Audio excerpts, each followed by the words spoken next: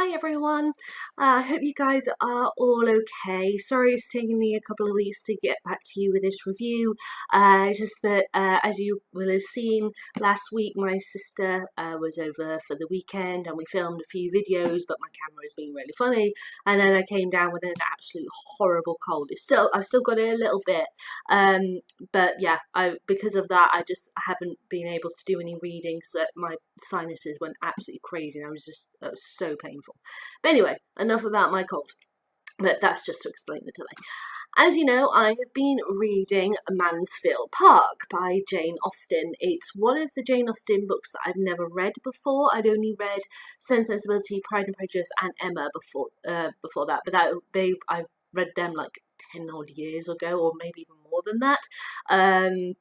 So I didn't know really what to expect from Mansfield Park. As you know, I had trouble with sensibility, the way it was written, plus I was going through my reading slump. Then suddenly, Pride and Prejudice, she changed up her formula, her writing structure and everything, which I absolutely loved. And then I've gone into Mansfield Park. Now, in case you don't know the story, Mansfield Park follows a girl called Fanny, who, when she is about 9-10 years old, she is sent away to live with her aunt and uncle because her own parents have fallen on some bad times and they're not wealthy at all, and they basically want help with making sure she stays alive. Give her a form of stability. So she goes to live with her aunt and uncle, and then it jumps forward by about 6 years or so, and it follows her relationship with her cousins and various things that go along. And of course, because it's Jane Austen, there's misunderstandings and all this, that, and the other. And I was quite surprised. Once again, Jane Austen changed her writing for this one, and it went back to blocky paragraphs. So I was a bit like, oh, that was a bit frustrating after the fluidity of Pride and Prejudice. But I thought, let's just see how we go. Let's go through this, and yeah, just don't think about the structuring. Let's just focus on the story.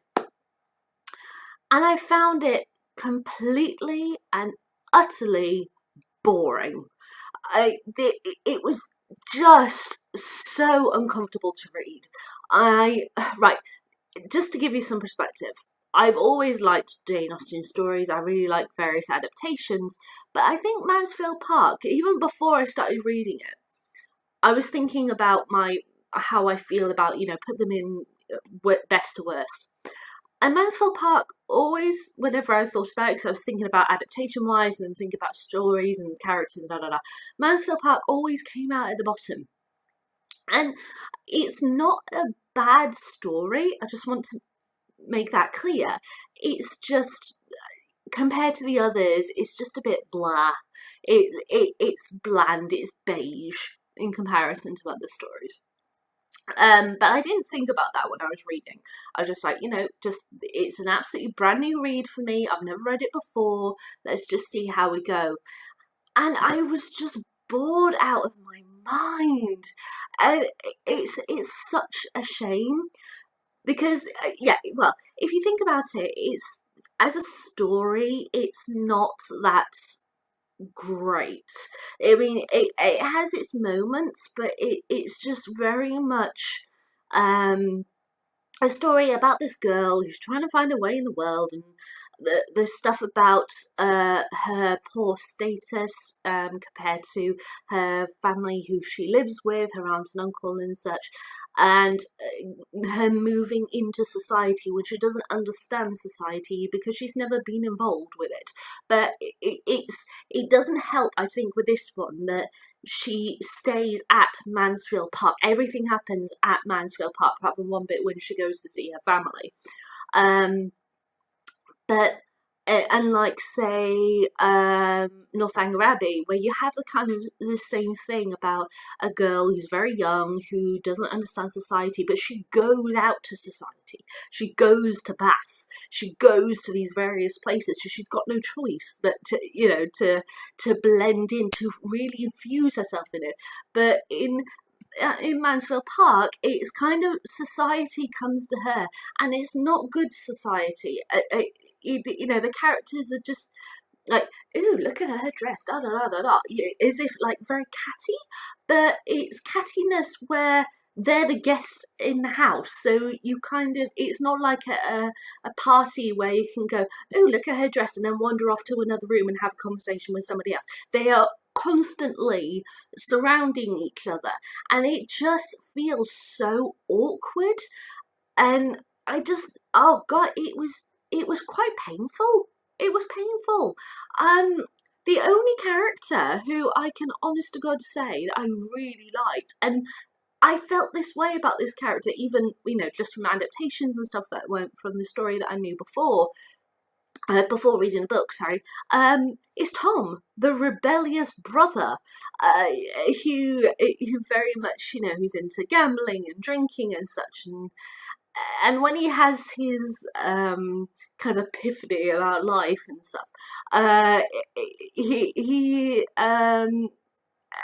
he's still a very strong character, and I love, even though he does change, and it changed for the better. I'm not saying I want him to remain bad and all that lot. He is still very poetic about life and how he views the world, which was really nice. It was a refreshing element, and I missed Tom whenever he wasn't in the scene, when he wasn't in the room. And when he wasn't there, all the other characters are very bland. The only kind of scandalous stuff are the house guests, who very much are stirring things up and like do a very naughty, scandalous theatre play that they put on for everybody else in the house, because everybody else gets involved. But still, it's just it was so dry and boring, and I just kind of feel like it is what was Jane Austen getting at writing this? Was she trying to depict a true reality, as it were, that this was day-to-day life at that time? What was she trying to say about society? And one thing that I always find fascinating, which I spoke with my sister about when we did a video about Jane Austen, is how slavery is involved with this, because the Bertrams, her aunt and uncle, who she goes to live with, made their money from the slave trade. And it is referred to, but it's not, it's a dark element of this, but it still feels kind of light and fluffy, and I kind of wish she'd gone a bit darker, like one of the film versions, which I'll talk about in a minute, where the film version really puts a strong emphasis on it, and even though it's not referred to that much in the film, it stands out in your head. It really does, or at least it does me whenever I watch it.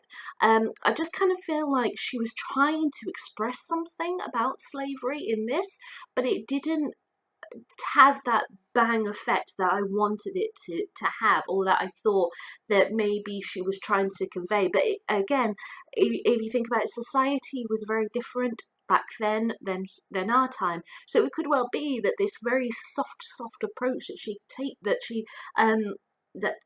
takes to it in this book may have been quite a big stir at that time, but doesn't make a big stir now. So that could be my modern look on the world and such, and look on this book, kind of with different eyes, a different society, different perspective, seeing it in a way that a society at that time wouldn't have seen it.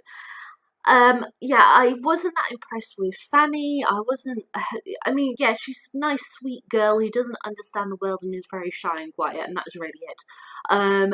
She's kind of a bore.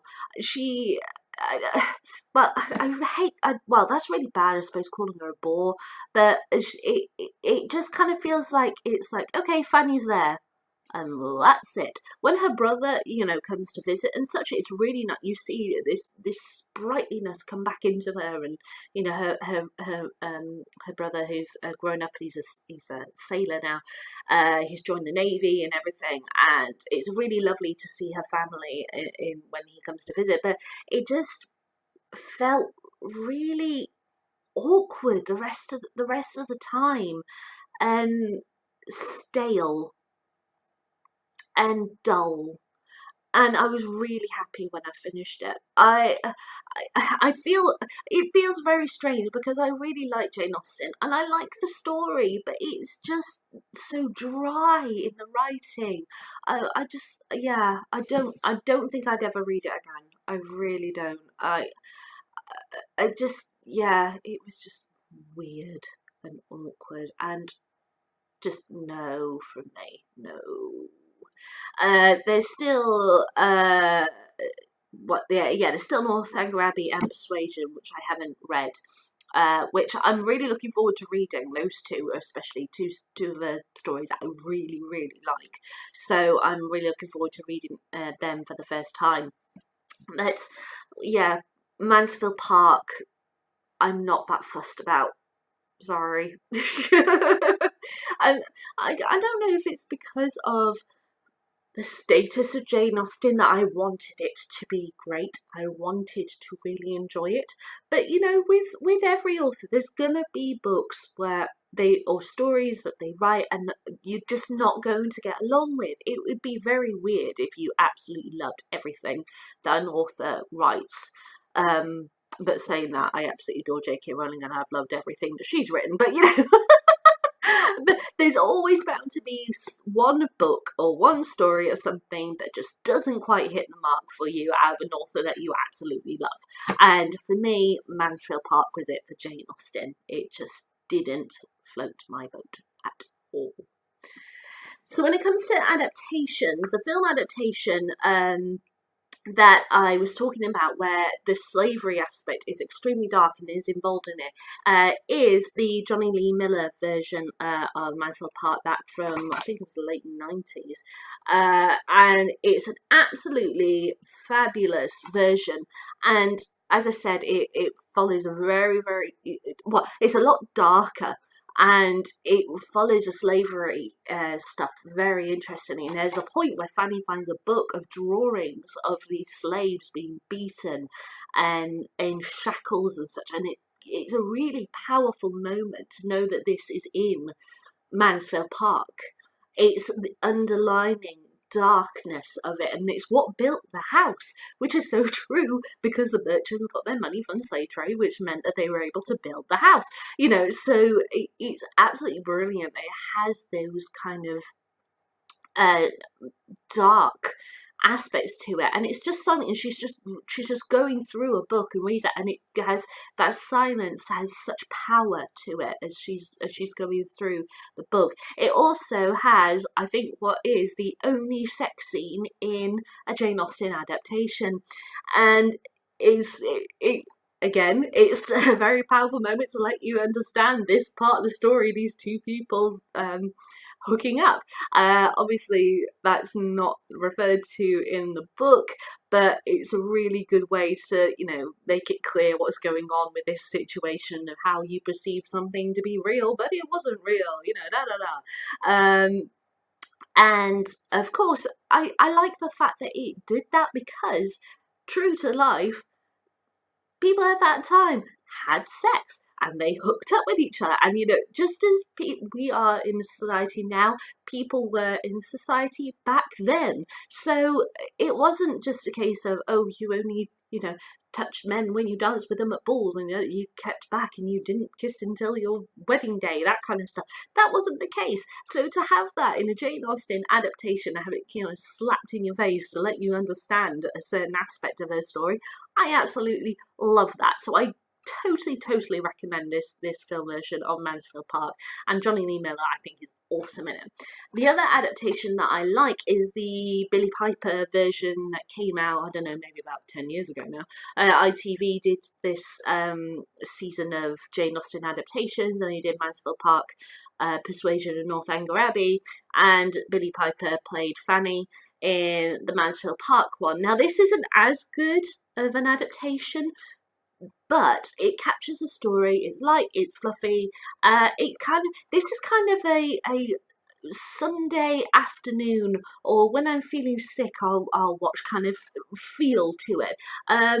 and I really enjoy it. It's one of my guilty pleasures, you could say. Well, not guilty pleasure, but you know what I mean. It's something that I like. It's a nice little sweet drama to watch. And Billy Piper did a pretty good job playing Fanny. And then, of course, there's radio. I love the radio, as you know, and I've got the Jane Austen BBC adaptation collection. Now, the Mansfield Park in this one is the most recent one, with Benedict Cumberbatch and David Tennant. David Tennant playing Tom is absolutely fantastic in this. I love his interpretation of Tom. It's a really, really good drama, radio drama. And yeah, I absolutely love it. It's wonderful. And having David Tennant and Benedict Cumberbatch playing these brothers who are complete polar opposites, but just ultimately their love is what holds them together in their family and such. It's wonderful to have them play off each other. And even though they are very different, they're just as strong. And the two actors are absolutely fabulous. I love them both. So I strongly recommend the BBC Radio adaptation of Mansfield Park. Okay, so that's all I can think of to say, and as usual I'll do a separate video to announce what book I'm going to be reading next, and I'm determined that for the rest of the books I'm going to be reading one book a week, because I really want to get through the Jane Austen collection. Of course, December and January are my own picks of books, so I want to get through these as quick as possible and hopefully squeeze in another book from the jars before I go over to my picks for December. So have you guys read this book? I'd love to know what you think. Leave me a comment in the comments box below, or give me a thumbs up, thumbs down. Entirely up to you, I'll let you decide. And I'll be back shortly announcing what next book will be that I'll be reading. Alright then guys, bye!